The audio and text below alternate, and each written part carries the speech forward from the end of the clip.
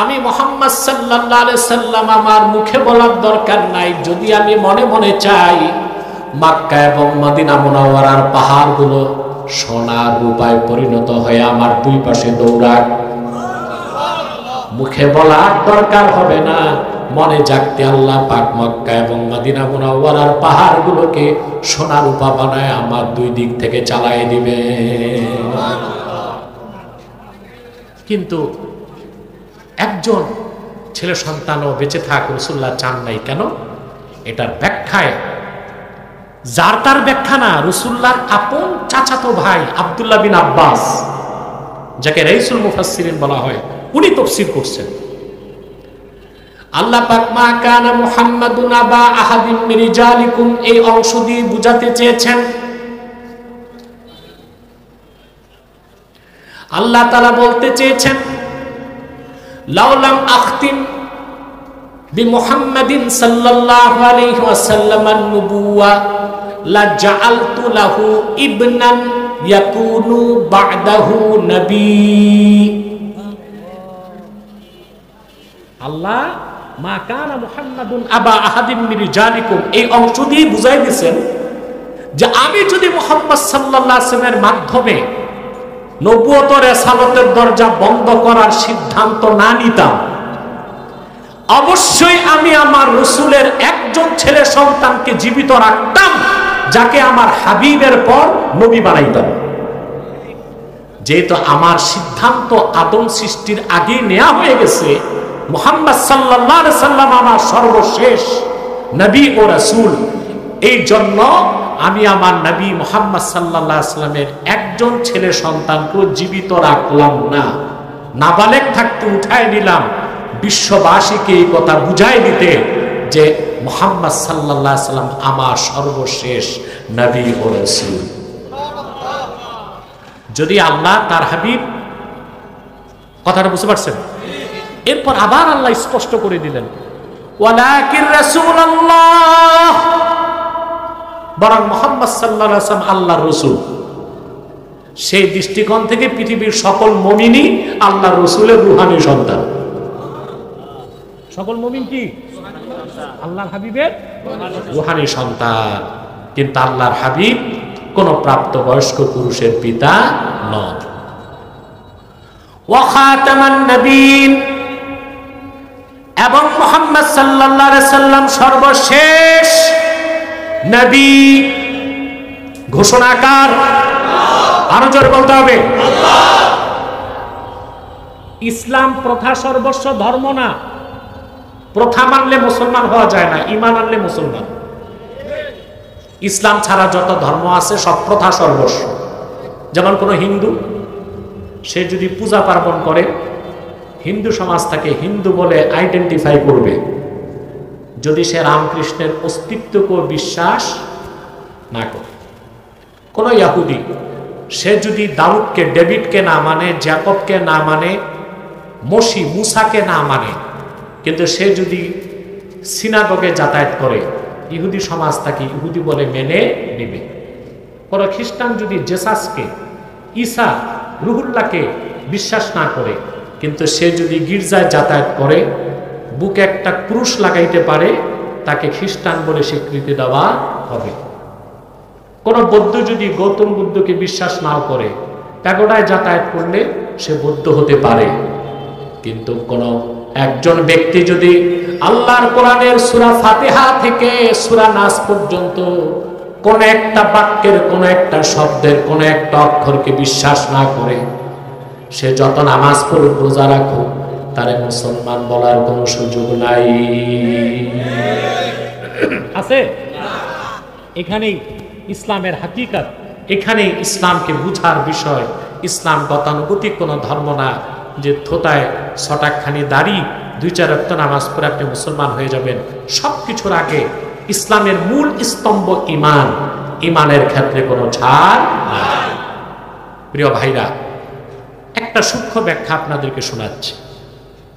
কোরআন শরীফে আল্লাহ তাআলা দেখা গেছে একটা শব্দ কয়েক জায়গায় ব্যবহার করছেন, কয়েক অর্থে, কয়েক জায়গায় কয়েক। যেমন সাওমুন, সাওমুন অর্থ কি? রোজা। এক জায়গায় সওম অর্থ রোজা, পানাহার থেকে বিরত থাকা। আরেক জায়গায় অর্থ নিয়েছেন আল্লাহ সওম অর্থ কথা না বলে চুপ থাকা, কথা না বলে চুপ থাকা। এখন কোন জায়গায় কি অর্থ তা নির্ধারণ করতে হবে হাদিস থেকে। কিসের থেকে?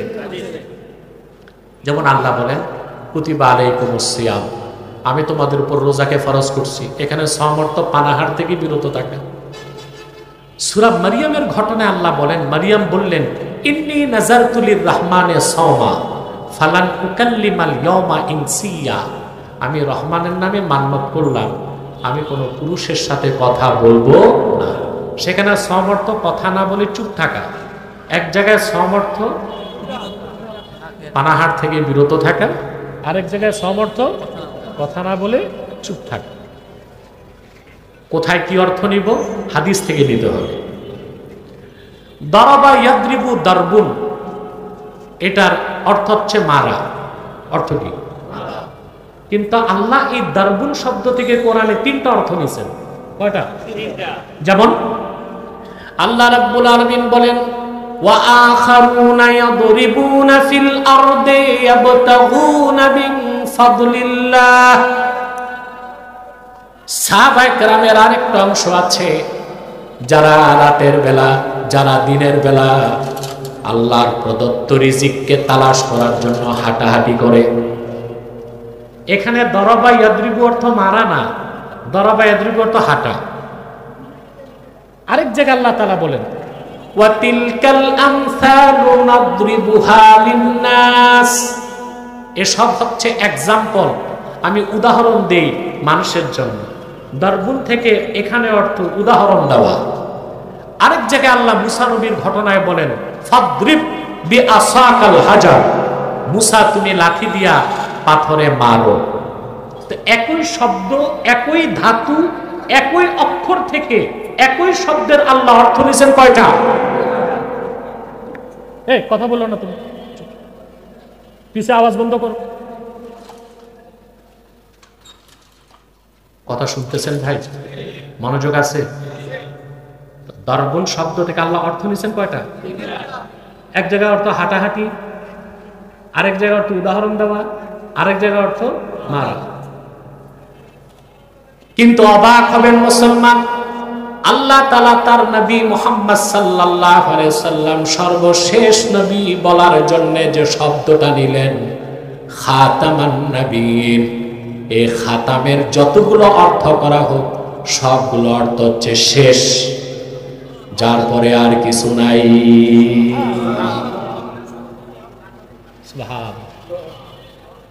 সবগুলো অর্থ কি? শেষ। এটার ব্যাখ্যার জন্য হাদিসে যাওয়ারও দরকার। সূরা বাকারাতে আল্লাহ তাআলা খাতাম শব্দ থেকে সিল অর্থ নিয়েছেন। খাতামাল্লাহু আলা কুলুবিহিম ওয়া আলা সামইহিম ওয়া আলা আবসারিহিম গিশাওয়া, আল্লাহ কাফেরদের অন্তরসমূহে সিল মেরে দিয়েছেন।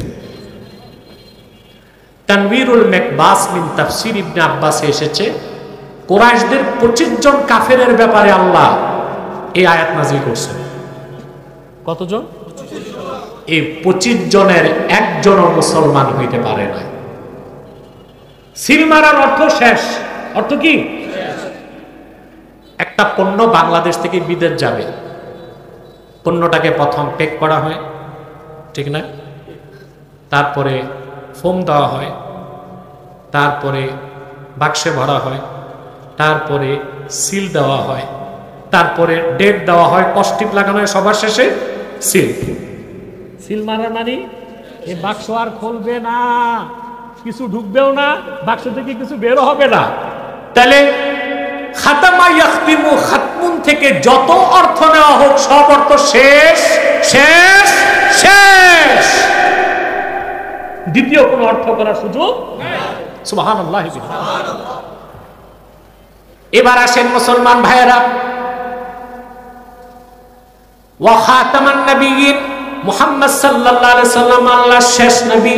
কোরআনের আয়াতের ব্যাখ্যাটা আল্লাহর নবী মুহাম্মদ সাল্লাল্লাহু আলাইহি সাল্লাম নিজেই করে দিয়েছেন। বুখারী শরীফের হাদিস, রাসূলুল্লাহ সাল্লাল্লাহু আলাইহি ওয়াসাল্লাম ইরশাদ করেছেন ইন্না মাসালি ওয়া মাসালাল আমবিয়াই কামাসালি রাজুলিন বানা বাইতান ফাআহসানাহু ওয়া আজমালাহু ইল্লা মাওদিআ লাবিনাতিন মিন যাওয়িয়া। সুবহানাল্লাহ। আমি মুহাম্মদ সাল্লাল্লাহু আলাইহি সাল্লাম এবং আমার পূর্বের সকল নবীদের উদাহরণ হচ্ছে এমন একজন ব্যক্তির মতো যিনি একটি প্রাসাদ নির্মাণ করলেন, প্রাসাদটিকে সৌকর্য মণ্ডিত করলেন, বিউটিফিকেশন, সৌন্দর্যের যা কিছু দরকার সব করল, শুধু একটি ইটের জায়গা খালি রাখলো। একটি ফাজালান নাসু ইয়াতুফুনা বিহি, লোকেরা ঘুরে ঘুরে প্রাসাদটা দেখতে লাগলো আর আশ্চর্য হয়ে বলতে লাগলো, হাল্লা উদিয়াত হাযিহিল লাবিনা, এত সুন্দর প্রাসাদ, সবকিছুই তো আছে, একটা ইটের জায়গা খালি কেন? এই ইটের জায়গাটা যদি পূরণ করা হইতো। আল্লাহর হাবিব বলেন, ফাআনাল লাবিনা ওয়া আনা খাতামুন নবিয়্যিন। আল্লাহর হাবিব বুঝালেন আল্লাহ তাআলা লক্ষাধিক পয়গম্বর দিয়ে নবুয়তের ইমারত তৈরি করেছেন। সুবহানাল্লাহ। সেই নবুয়তের ইমারতের মধ্যে একটা ইটের জায়গা খালি ছিল। আল্লাহর হাবিব বলেন, আমি মুহাম্মদ সাল্লাল্লাহু আলাইহি সাল্লামকে সর্বশেষ নবী ও রাসূল হিসেবে প্রেরণ করে আল্লাহ তাআলা নবুয়তের ওই ইমারতের শেষ ইটটাকে পূরণ করে দিয়েছেন। সেই জায়গাটাকে আল্লাহ পূরণ করে দিয়েছেন। তাহলে মুহাম্মদ সাল্লাল্লাহু আলাইহি ওয়াসাল্লাম আল্লাহর সর্বশেষ নবী ও রাসূল, ওনার দিন ইসলাম পরিপূর্ণ সর্বশেষ দিন, ওনার উপর অবতীর্ণ কোরআন চূড়ান্ত সর্বশেষ আসমানি কিতাব, এই মৌলিক বিশ্বাসগুলো ছাড়া মুসলমান হবার কোনো সুযোগ কথা মনে থাকবে? প্রিয় ভাইরা, আল্লাহর হাবিব মুহাম্মদ সাল্লাল্লাহু আলাইহি ওয়াসাল্লাম দুনিয়ার থেকে বিদায় নেবার কিছুদিন আগে ইয়ামানে এক শয়তান নিজের নবী দাবি করছে। ওর নাম ছিল মুসাইলামাতুল কাজ্জাব। এর আগে আরেকটা নবুয়ত দাবি করছিল, আসওয়াদ উনাসি, মিথ্যা নবুয়তের দাবিদার আসওয়াদ উনাসিকে ফাইরুজ দাইলামি হত্যা করছে। রাসূলুল্লাহর কাছে যখন খবর আসলো মিথ্যা নবুয়তের দাবিদার আসওয়াদ উনাসিকে হত্যা করা হয়েছে, রাসূলুল্লাহ কে করছে? রাসূলুল্লাহকে বলা হলো ফাইরুজ। আল্লাহর হাবিব বললেন, ফাজা ফাইরুজ, ফাইরুজ সফল হয়ে গেছে। বলেন সুবহানাল্লাহ। পরবর্তীতে মিথ্যা নবুয়তের দাবি করলো মুসাইলামাতুল কাজ্জাব। আল্লাহর হাবিব আখিরি নবী নূর নবীজি মুহাম্মদ সাল্লাল্লাহু আলাইহি সাল্লাম দুনিয়ার থেকে বিদায় নেবার পরে খেলাফতের দায়িত্ব পেলেন আবু বকর সিদ্দিক রাদিয়াল্লাহু তাআলা। নবীর পরে নবী আসার তিনটা কারণ থাকতো। কয়টা কারণ? এই জন্য এক নবীর পরে আল্লাহর এক নবী।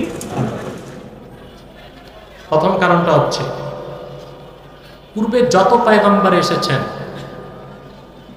সকল পয়গম্বর ছিলেন আঞ্চলিক নবী। কোন একটি অঞ্চলের জন্য, কোন একটি সম্প্রদায়ের জন্য আল্লাহর পক্ষ থেকে তারা দ্বীনের দাওয়াত নিয়ে আসতেন।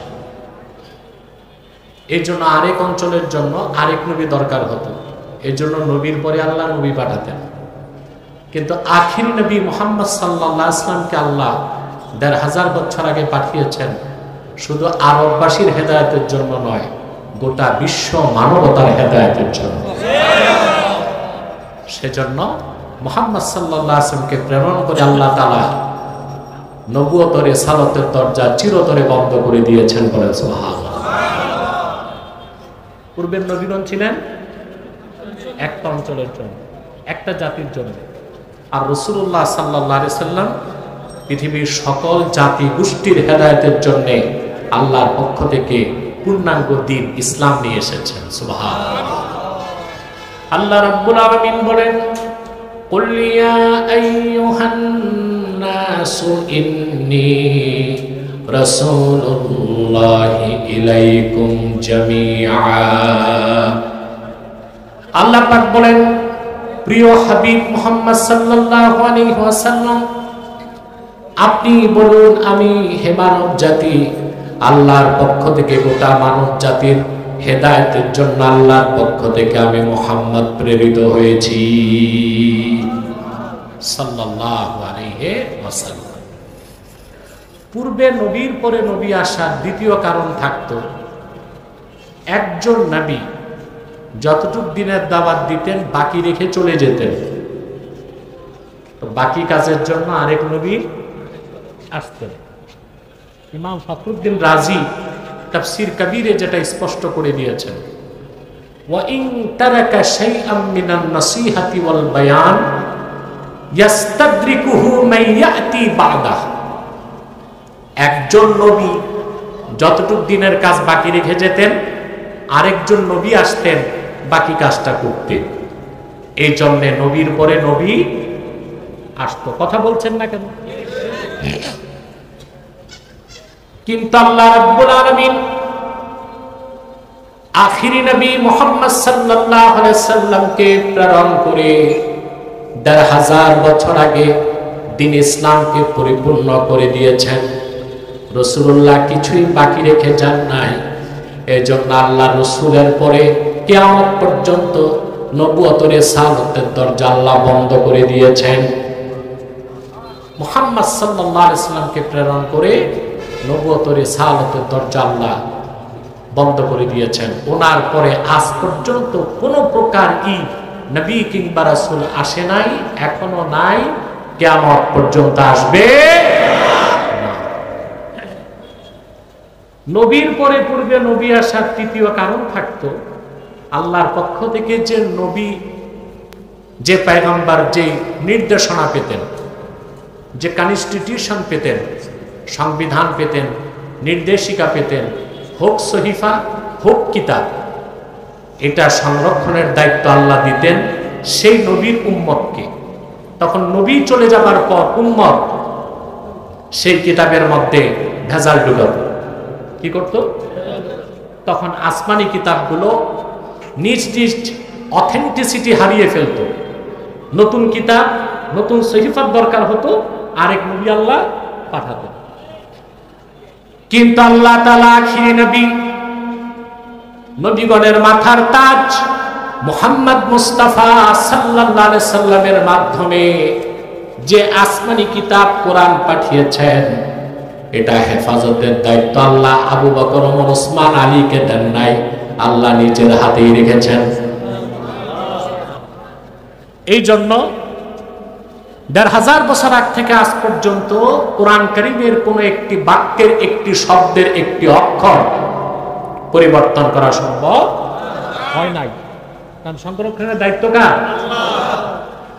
আল্লাহ রাব্বুল আলামিন বলেন, ইন্না নাহনু নাযালনা যিকরা ওয়া ইন্না লাহু লাহাফিজুন।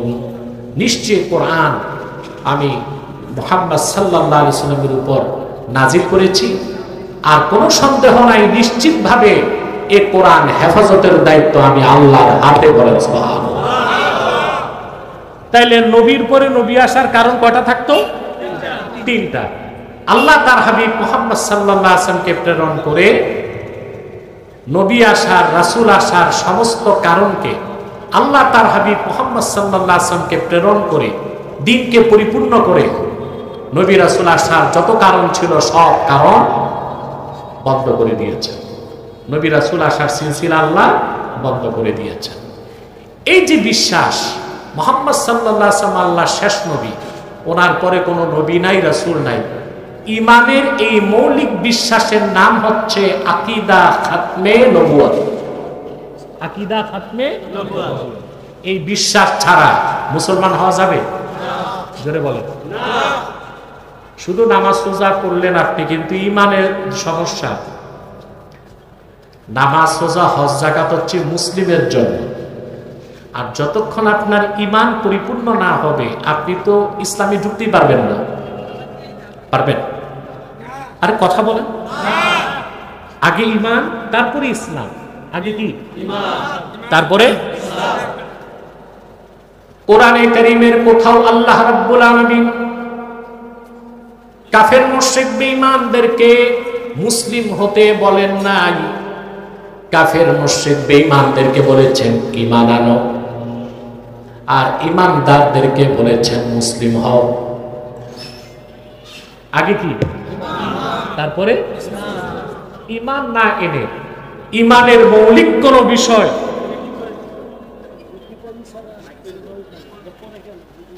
ঈমানের মৌলিক বিষয়ের বিশ্বাস ছাড়া আপনি মুমিন হতে পারবেন না, আর মুমিন না হয়ে আপনি মুসলিম হওয়ার কোনো সুযোগ নাই।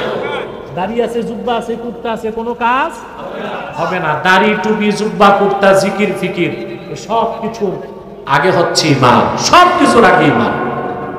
ঈমান আনার পর নামাজ পড়বেন, আপনি মুসলিম। ঈমান আনার পরে আপনি কোরবানি দিবেন, আপনি মুসলিম। এটা রাসূলুল্লাহর হাদিস থেকে স্পষ্ট। আল্লাহর হাবিব ইরশাদ করেছেন, মান সাল্লা সালাতানা ওয়াস্তাকবালা কিবলাতানা ওয়া আকালা যাবিহাতানা ফাযালিকাল মুসলিম। ঈমান আনার পরে যে আমাদের সালাত আদায় করলো, আমাদের কাবা কিবলা হিসেবে মানলো, আর আমাদের জবাইকৃত পশুর গোশত খেলো, সে লোকটা মুসলিম। ঈমান আনার আগে না পরে? ঈমান আনার পরে আপনি যে মুসলিম, তার প্রিন্সিপাল সিগনিফিকেশনস তিনটা: নামাজ, কিবলা, আমাদের জবাইকৃত পশুর গোশত খাওয়া, সবকিছু ঈমান আনার পরে। সেজন্য কোরআন কারীমের কোথাও আল্লাহ তাআলা কাফের মুশরিক অবিশ্বাসী পৌত্তলিকদেরকে মুসলিম হতে বলেন নাই, বলেছেন আগে ঈমান আনো। ঈমান আনার পরে মুমিনদেরকে বলেছেন ইসলামে ঢুকো। কথাটি কোরআন কারীম থেকে স্পষ্ট করে দিচ্ছি আমি। আল্লাহ রাব্বুল আলামিন বলেন, ইয়া আইয়ুহাল্লাযীনা আমানু তাকুল্লাহা হাক্কা তুকাতিহি ওয়া লা তামুতুন্না ইল্লা ওয়া আনতুম মুসলিমুন। আল্লাহ পাক বলেন, হে ইমানদারগণ, তোমরা আল্লাহকে যথাযথ ভয় করো। ওয়ালা তামুতুন্না ইল্লা ওয়া আনতুম মুসলিমুন, ইমানদারদেরকে বলতেছেন, কাফিরদেরকে না। ইমানদারেরা আল্লাহকে ভয় করো, আর পরিপূর্ণ মুসলিম না হয়ে মৃত্যুকে আলিঙ্গন করো না। তা আগে কি জোরে বলতে হবে? তারপরে ইসলাম, নামাজ, রোজা, হজ, যাকাত, দাড়ি, টুপি সব হচ্ছে ইসলাম। সব কি আগে কি ঈমান। আমি বুঝাতে পারছি? আপনারা যারা ইউরোপ সফর করছেন, ইউরোপ আমেরিকা, তা দেখেছেন ওখানে খ্রিস্টান পাদ্রীরাও লম্বা জুব্বা লাগায়। খ্রিস্টান পাদ্রীরা আমাদের চেয়ে লম্বা জুব্বা। ইসরায়েলের ইহুদি যারা রাবি, পণ্ডিত, ওদের দাড়ি আমাদের থেকে অন্তত 6 গুণ লম্বা। আবার ইহুদি পণ্ডিতরা একটা টুপিও লাগায়, ছোট জালির টুপি, মাথার তালু। তাহলে বোঝা যাচ্ছে ওদেরকে কি মুসলিম বলা যাবে? আবার মাঝে মধ্যে নামাজও পড়ে। কি করে? নামাজ পড়ে। তার মানে দাড়ি, টুপি, জুব্বা, কুর্তা এটা হচ্ছে সুরাত। এটা কি? এই সুরত ধরে মুসলমান হওয়া যায় না, সিরাত। ঈমান আনার পরেই নামাজ নামাজ হবে, রোজা রোজা হবে, হজ হজ হবে, দাড়ি দাড়ি বলে গণ্য হবে। কথা বুঝতে পারছেন? তো ঈমানের মৌলিক বিশ্বাস হচ্ছে আল্লাহ এক, আল্লাহর একত্বে কারো শরীক নাই। ওই রকম মৌলিক বিশ্বাস হচ্ছে মুহাম্মদ সাল্লাল্লাহু আলাইহি সাল্লাম আল্লাহর শেষ নবী। ওনাকে প্রেরণ করে নবুয়তের রিসালাতের দরজা আল্লাহ বন্ধ করে দিয়েছেন ১৫০০ বছর আগে। ওনার পরে আজ পর্যন্ত পৃথিবীতে অবশ্যই কোন প্রকার ই নবী কিংবা রাসূল আসে নাই, এখনো নাই, কিয়ামত পর্যন্ত আসবে না। এই মৌলিক বিশ্বাসটার নাম হচ্ছে খাতমে, জোরে বলতে হবে, আকীদা খাতমে নবুয়ত। আকীদা খাতমে নবুয়ত। এই বিশ্বাস যার থাকবে না, সে নামাজ পড়ুক, রোজা রাখুক, সে মুসলমান হতে পারবে না, সে কাফের বলে গণ্য হবে। সে কাফের, তাকে যে কাফের বলবে না সেও কাফের। আমার দেশের মানুষ সব বুঝে, শুধু ইমানটা বুঝতে চায় না। ইমানটা সব কিছুর আগে ইমান। সুবহানাল্লাহ। আরে ভাই, আপনার যদি ইমানটা ঠিক থাকে, আপনি নামাজ কম পড়ছেন, রোজা কম রাখছেন, কিন্তু আমল নামায় যদি শিরক আর কুফর না থাকে, মুহাম্মদ সাল্লাল্লাহু আলাইহি ওয়াসাল্লামের উম্মত এই খাতিরে আল্লাহ আপনাকে কোন একদিন জান্নাত দিবেন। এটা আল্লাহর ওয়াদা। কার ওয়াদা? আল্লাহ। সূরা দুহাতে আল্লাহ রাব্বুল আলামিন বলেন, ওয়ালা সাওফা ইউতিকা রাব্বুকা ফাতারদা। মুহাম্মদ সাল্লাল্লাহু আলাইহি ওয়াসাল্লাম, আপনার রব আল্লাহ আপনাকে দুনিয়াতে যা দিয়েছেন তার চেয়ে অনেক বেশি নেয়ামত আখিরাতে দিবেন। এত বেশি নেয়ামত আপনার রব আল্লাহ আপনাকে দিবেন যে আপনি রাসূল রাজি হয়ে যাবেন। আয়াতের তাফসীরে প্রায় সবগুলো তাফসীরে এসেছে।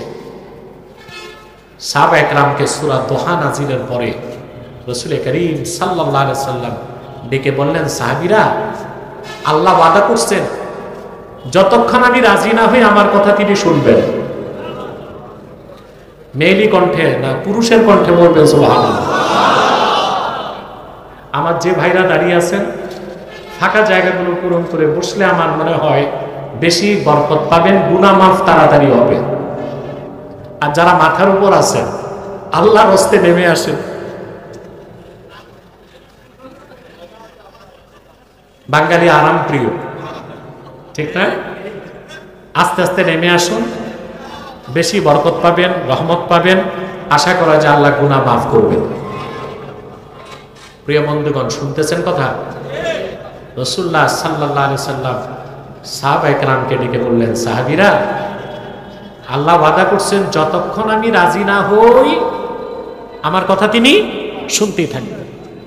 আল্লাহর হাবিব বললেন, সাহাবীরা সাক্ষ্য থাকো, লা আরদা ওয়া ওয়াহিদুম মিন উম্মতি ফিন্নার। আমার একজন ঈমানদার উম্মত যতক্ষণ জাহান্নামে থাকবে আমি রাসূল রাজি হব না। আমার প্রত্যেক ঈমানদার উম্মতকে আল্লাহ তাআলা যখন বেহেশত দিবেন, আমি তখন রাজি হয়ে বলবো, আল্লাহ তোমার সাত জাহান্নামের কোথাও আমার একজন উম্মত নাই, আমি রাজি। অন্তত ঈমানের ক্ষেত্রে যদি আপনি ঠিক থাকেন, আমল যদি কম হয়, বাঁচার সম্ভাবনা না, নিশ্চয়তা আছে। আর যদি আমল ঠিক থাকে, ঈমানের মৌলিক বিশ্বাসে ত্রুটি থাকে, আপনার কোনো আমল কবুল হবে না এবং আপনি আল্লাহর কাছে মুমিন হিসেবে পরিচয় দিতে পারবেন না। কাফির হিসেবে অনন্তকাল আপনাকে জাহান্নামে জ্বলতে হবে। তাহলে ঈমানটা মূল। ঈমানটা কি? ঈমানের মৌলিক বিশ্বাস মুহাম্মদ সাল্লাল্লাহু আলাইহি সাল্লাম আল্লাহর সর্বশেষ নবী ও রাসূল। মুহাম্মদ সাল্লাল্লাহু আলাইহি সাল্লাম আল্লাহর সর্বশেষ নবী ও রাসূল, এই সিদ্ধান্তটা আল্লাহ নিয়েছেন আদম সৃষ্টিরও আগে। সুবহানাল্লাহ। আদম সৃষ্টিরও ইমামে বাইহাকি একটি হাদিস নকল করেছেন সুনান বাইহাকিতে। বুখারী সহ 10 জন মুফাসসির হাদিসটি বর্ণনা করেছেন। وعن الإرباز بن سارية رضي الله تعالى عنه أنه قال سمعت رسول الله صلى الله عليه وسلم يقول إني عبد الله وخاتم النبيين وإن آدم لمنجدل في طينته। ইরবাজ বিন সারিয়া বলেন, আমি আল্লাহর রাসূলের নূরের জবান থেকে নিজের 2 কানে শুনেছি, তিনি বলেছেন, আমি মুহাম্মদ আল্লাহর বান্দা এবং সর্বশেষ নবী তখন থেকে আদমের দেহ যখন ধুলায় গড়াগড়ি খাচ্ছিল। আদম নামে কাউকে আল্লাহ সৃষ্টি করেন নাই যখন, তখন আল্লাহ ঘোষণা দিয়েছেন, সিদ্ধান্ত নিয়েছেন, মুহাম্মদ সাল্লাল্লাহু আলাইহি সাল্লাম আমি আল্লাহর বান্দা এবং সর্বশেষ নবী। সুবহানাল্লাহ। এই জন্য আদম থেকে ঈসা পর্যন্ত যত পয়গম্বর এসেছেন 1 লক্ষের উপর, প্রত্যেকেই নিজ নিজ কওমকে আল্লাহর হাবিব মুহাম্মদ সাল্লাল্লাহু আলাইহি সাল্লামের আগমনের সুসংবাদ দিয়ে গেছেন। সুবহানাল্লাহ। প্রিয় ভাইরা, এই জন্য পূর্বে যত পয়গম্বর এসেছেন, ঈসা, হযরত মূসা, পূর্বের সমস্ত পয়গম্বর তাদের নিজ নিজ জাতিকে যে মেসেজ দিয়েছেন, দাওয়াত দিয়েছেন, সেই মেসেজ বা দাওয়াতের মূল দাওয়াত ছিল 5টা। কয়টা? মূল দাওয়াত ছিল। কথাটা আবার বলছি, 1 লক্ষের উপর পয়গম্বরের মূল দাওয়াত কি ছিল? যদি প্রশ্ন আসে, মাত্র 5টা কথা। কয়টা কথা? প্রথম কথা, লা ইলাহা ইল্লাল্লাহ, আল্লাহ ছাড়া কোনো মাবুদ নেই। 1 লক্ষের উপর পয়গম্বর এই প্রচার করেছেন। সুবহানাল্লাহ। লক্ষাধিক পয়গম্বর দ্বিতীয় যে বিষয়ে একমত ছিলেন তা হচ্ছে ইবাদত লিল্লাহি ওয়াহদাহ, দাসত্ব, গোলামি, ইবাদত হবে একমাত্র আল্লাহ। ওয়া মা উমিরু ইল্লা লিয়া'বুদুল্লাহ মুখলিসিনা লাহুদ্দীন। কোরআন কারীমে আল্লাহ তাআলা বলেন, পূর্বে যত পয়গম্বর এসেছে, মুমিনরা এসেছে, তাদেরকে এটাই নির্দেশ করা হয়েছিল, তারা একমাত্র ইবাদত করবে কার? আল্লাহ। পূর্বের নবীগণ কয়টা বিষয়ে একমত ছিলেন? প্রথম বিষয় তাওহীদ। প্রথম বিষয় কি? তাওহীদ। ওয়াহদানিয়্যাহ, আকীদাতুল ওয়াহদানিয়্যাহ। 2 নাম্বার যে বিষয়ে সমস্ত নবী রাসূলগণ প্রচার করছেন তা হচ্ছে ইবাদত। কার জন্য? আল্লাহ। 3 নাম্বার, লক্ষাধিক পয়গম্বর যে বিষয়টা প্রচার করেছেন তা হচ্ছে আখিরাত, পরকালের বিশ্বাসের কথা সকল নবী বলেছেন। 4 নাম্বার, লক্ষাধিক পয়গম্বর যে বিষয়টা প্রচার করেছেন তা হচ্ছে সালাত। আল্লাহর পক্ষ থেকে এমন একজন পয়গম্বর আসেন নাই যিনি নিজেও নামাজ পড়েন নাই কিংবা তার জাতিকে নামাজ পড়ার কথা বলেন নাই। 5ম যে বিষয়ে সমস্ত পয়গম্বর একমত ছিলেন, প্রচার করে গেছেন তা হচ্ছে মুহাম্মাদুর রাসূলুল্লাহ ইমামুল মুরসালিন খাতামুন নবিয়্যিন। আদম থেকে ঈসা পর্যন্ত লক্ষাধিক পয়গম্বর নিজ নিজ কওমকে, জাতিকে প্রচার করে গেছে যে মুহাম্মদ সাল্লাল্লাহু আলাইহি সাল্লাম আল্লাহ সর্বশ্রেষ্ঠ সর্বশেষ নবী ও রাসূল এবং তিনি আমাদের নেতা। বলেন সুবহানাল্লাহ।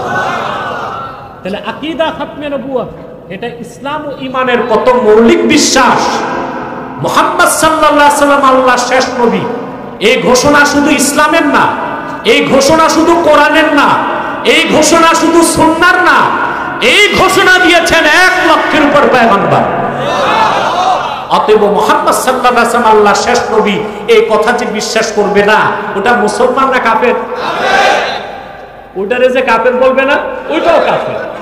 এবং সেই রকম কাফেরকে শরীয়তের ভাষায় বলা হয় জিন্দিক, অর্থাৎ তার কোনো ক্ষমা নাই। শরীয়তের দৃষ্টিকোণ থেকে হয় সে তওবা করে মুসলমান হবে, নতুবা একমাত্র তার শাস্তি মৃত্যুদণ্ড। কথা বুঝতেছেন? খেয়াল করতেছেন? প্রিয় ভাইরা, তাহলে ঈমানের মৌলিক বিশ্বাস হচ্ছে আল্লাহ যেমন এক, আল্লাহর একত্বে কারো শরীক নাই। মুহাম্মদ সাল্লাল্লাহু আলাইহি ওয়াসাল্লাম আল্লাহ সর্বশেষ নবী ও রাসূল, ওনার নবুয়ত ও রিসালাতেও কারো কোনো শরীক নাই। ওনার পরে কোনো প্রকার নবী কিংবা রাসূল আসে নাই, এখনো নাই, কিয়ামত পর্যন্ত আসবে না। ঈমানের এই মৌলিক বিশ্বাসের কথা বলতে যে আল্লাহ তাআলা সূরা আহজাবে বলেন, মা কানা মুহাম্মাদুন আবা আহাদিম মির রিজালিকুম ওয়ালাকিন রাসূলুল্লাহি ওয়া খাতামান নাবিয়্যিন ওয়া কানা আল্লাহু বিকুল্লি শাইইন আলিমা। মুহাম্মদ সাল্লাল্লাহু আলাইহি সাল্লাম তোমাদের কোন প্রাপ্ত বয়স্ক পুরুষের পিতা নন। কে বলেন? ওয়ালাকিন রাসূলুল্লাহ, বরং তিনি আল্লাহর রাসূল, ওয়া খাতামান নাবিয়্যিন, এবং সর্বশেষ নবী ও রাসূল। সুবহানাল্লাহ। এখন এই আয়াতের কিছু ব্যাখ্যা দিতে হবে, তাইলে আকীদা খাতমে নবুয়তের বিশ্বাসটা আপনাদের আরো মজবুত হবে। আল্লাহ বললেন, মুহাম্মদ সাল্লাল্লাহু আলাইহি ওয়াসাল্লাম তোমাদের কোনো প্রাপ্তবয়স্ক পুরুষের পিতা নন। আমরা তো জানি রাসূলুল্লাহ সাল্লাল্লাহু আলাইহি ওয়াসাল্লামের কয়েকজন ছেলে সন্তান ছিল না? তাহের, তাইয়্যিব, ইব্রাহিম, কাসেম, এটা জানি তো আমরা। আল্লাহ ছেলে সন্তান, রাসূলুল্লাহর ছেলে সন্তান ছিল তাহের, তাইয়্যিব, কাসেম, ইব্রাহিম। আর আল্লাহ বললেন মুহাম্মদ সাল্লাল্লাহু আলাইহি ওয়াসাল্লাম তোমাদের প্রাপ্তবয়স্ক কোন পুরুষের পিতা নন। অর্থটা কি? অর্থ হচ্ছে মুহাম্মদ সাল্লাল্লাহু আলাইহি ওয়াসাল্লামের একজন ছেলে সন্তানকে আল্লাহ পুরুষ হইতে দেন নাই, বালেগ হইতে দেন নাই, এর আগেই উঠায় দিয়েছেন। কেন? প্রশ্ন আসছে না? যার ওসিলায় আকাশ ও জমিনকে আল্লাহ সৃষ্টি করলেন, যার আঙ্গুলের ইশারায় চাঁদ দুই টুকরা হয়ে গেছে, সুবহানাল্লাহ। লক্ষাধিক নবী রাসূলগণের যিনি নবী, গোটা সৃষ্টি জগৎকে আল্লাহ যার পায়ের তলে রেখে দিলেন, সেই নূর নবী মুহাম্মদ সাল্লাল্লাহু আলাইহি ওয়াসাল্লামের একজন ছেলে সন্তানকে আল্লাহ জীবিত রাখলেন না কেন? প্রশ্ন আসে কি না? হ্যাঁ ভাই, রাসূলুল্লাহ সাল্লাল্লাহু আলাইহি ওয়াসাল্লামকে একজন ছেলের ব্যাপারে আল্লাহকে বলছেন, আল্লাহ একটা বাঁচায় রাখো। আমার কথা তো বুঝতেছেন? আমি কিন্তু আপনাদের নারায়ণগঞ্জের সন্তান, এটা জানেন। আমার পূর্বপুরুষ এসেছে আরব থেকে, ইউপি জনপুর হয়ে বাংলাদেশে হেদায়েতের উদ্দেশ্যে। মাওলানা শাহ কারামত আলী জনপুরি রহমতুল্লাহ, যাকে বলা হয় বাংলাদেশের আধ্যাত্মিক স্থপতি। 2 কোটি লোক তার হাতে ঈমান এনে মুসলমান হয়েছে। যাক, সে ইতিহাস তো জানেন আপনারা। বলছি আমি কিন্তু বহিরাগত না, মানে লঞ্চ টঞ্চ ধরে আসি নাই, আমার জন্ম নারায়ণগঞ্জ। আমার ভাষা বুঝতে আপনাদের কষ্ট হওয়ার মোটেও কারণ নেই মনে করি আমি। প্রিয় বন্ধুগণ, রাসূলুল্লাহ সাল্লাল্লাহু আলাইহি ওয়াসাল্লাম একজন তার কাছে চাইছেন, আওয়াজটা একটু নয়েজ করে ক্লিন করে, একজন ছেলের ব্যাপারও আল্লাহর কাছে বলেন নাই যে আল্লাহ আমার একটা ছেলেকে বাঁচায় রাখো। অথচ রাসূলুল্লাহ যা চাইতেন তাই তো পাইতেন, ঠিক না? আল্লাহর হাবিব ইরশাদ করেছেন হাদিস, লাউ আরাদতু আন তাসিরাল জিবালু মাইয়া যাহাবান ওয়া ফিদ্দাতান লাসারাত